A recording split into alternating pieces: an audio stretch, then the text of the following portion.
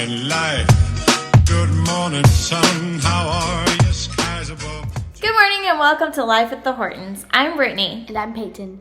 Today we're going to talk about diabetes and some of the differences between type 1 and type 2, some myths, some terminology, a little bit of this, a little bit of that. Just education. Peyton, now that you're 12, what's the difference between type 1 and type 2? Okay, so first of all, there is two types. It's just not diabetes. It's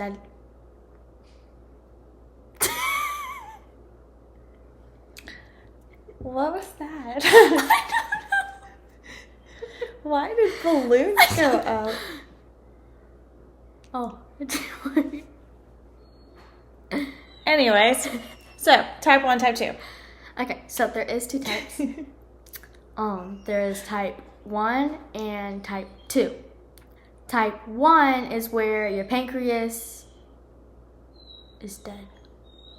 And it just doesn't work anymore, so you can't produce yourself any more insulin, which is, your body naturally does that whenever you eat food or whatever. That's why your sugar doesn't, get high whenever you eat. But if you get diagnosed with type 1, your sugar will be really high, because obviously you never know how long it's been since you've been diagnosed with it, and you could be really high. Like I was really high whenever I was diagnosed. Type 2 is where your body has given yourself so much insulin that the insulin doesn't work anymore, so you have to go on a diet for a long time, right? Some people with diet and exercise, it can be helped. Some people, it can't be, and they still have to get on medication as well. And if you have type 1, you cannot get type 2. But if you have type 2, you can get type 1. Right? I mean, it's always a possibility. Yes. Because they're really not the same thing. Yeah. They're very different. One's an autoimmune disease. Yes. Because if you have type 1 and your insulin can't produce insulin, you can't Your get insulin can't produce insulin? Your pancreas can't produce insulin. So then if type 2 is where it still produces insulin, but it won't accept it and it can't produce insulin, then it just doesn't work. But if it produces insulin and then it just can't produce any more insulin, then... Okay. So type 1, your body can't produce insulin. Type 2, your body produces insulin, but it doesn't work properly. I don't know what's up with our screen. We keep getting weird stuff. Like we had balloons, we had a thumbs up. I don't know. Anyways, so we're going to move along. So for parents who are new to diabetes, maybe your kid just got diagnosed and you're looking for any information that you can find right now, just know it's not a death sentence. You can't die from it. You can definitely die from it. But it's not going to make your life miserable. I feel like I have a pretty normal life. I mean, I wouldn't say normal, but pretty average life. Okay, so what? If you control it, if you listen to your doctors and you do what they tell you to do and you're managing it properly, your kid's going to be fine. Just stay ahead of everything and stay on it, stay on them. Depending on their age, they'll get rebellious and they'll try to do things that they're not supposed to do. Eat things they're not supposed to do. This one was sneaking candy and she thought she was going to get away with it. She really thought she was going to get away with it. Joke's on her. Our septic guy was there, and he opened the tank to check on something, and there was a candy paper floating in there. He's like, I mean, I don't try to judge people, but this was in your septic system. I was like, I have a type 1 diabetic. I'll deal with it. Not cool. Now, I do have to say this one thing.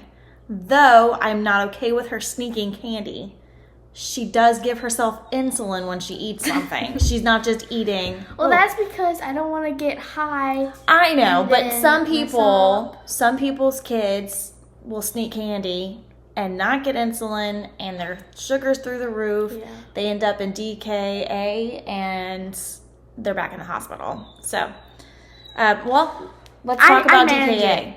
Yeah, you do manage it. What's DKA? DKA is diabetic ketoacidosis.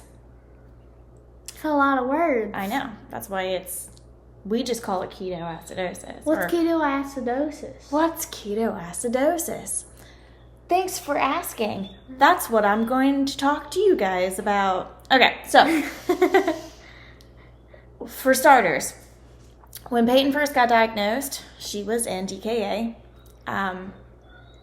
So diabetic ketoacidosis is caused by an insufficient insulin. So if your body is not getting insulin, if your body's not getting insulin, it can't break down your carbs to make energy. So your body builds up ketones to try to produce energy. But when your body does this, it actually causes your blood to get acidic, which is really bad. It's life-threatening. And if you have a type 1 diabetic and you were in the hospital because their sugars were through the roof, they were probably in ketoacidosis. So, with that said, something we did not know, because we were always told if she was over, say, 300, to check ketones, which is when you pee on the little stick and there's colors across it that tell you, like, what you don't have to be embarrassed. If people are watching this video, it's because they either want to know about diabetes or because they have someone with diabetes that they're trying to help. It's okay. One day you'll be a mommy and you'll have to pee on another stick to find out if you're pregnant. Anyways, I'm afraid to not watch this. So anyways. Like daily. Your friends watch this daily? What do them do? We're gaining popularity. Anyways, so we were told that if like her sugar was like 300 to check for ketones. So for several years, we only checked ketones if it was over a certain number. Then she got the stomach bug, and they asked me if I had checked her ketones, and I said no, because her sugar hasn't been high. And they're like, oh, you need to check her ketones. She was in ketoacidosis. We already told the story. I know. We already told the story, but just in case they didn't watch that video, they need to know. They need to know. The world needs to know. They need to know that she pees on sticks. Anyways. Ketoacidosis does not just occur because your sugar stays high. Your ketoacidosis occurs when you're not getting insulin. So because she was low and we were trying to keep her in a normal range, she wasn't getting insulin. And so we didn't realize that the no insulin was what was causing the ketones to rise in the bloodstream. So anyways, we started pumping her full of Gatorade and pudding and stuff like that, giving her insulin constantly, and then the ketones went away. So we didn't have to bring her to the emergency room. So luckily, she's had it for 7 years, and we have only been in the emergency room the day that she was diagnosed. Ta-ta! She's doing great!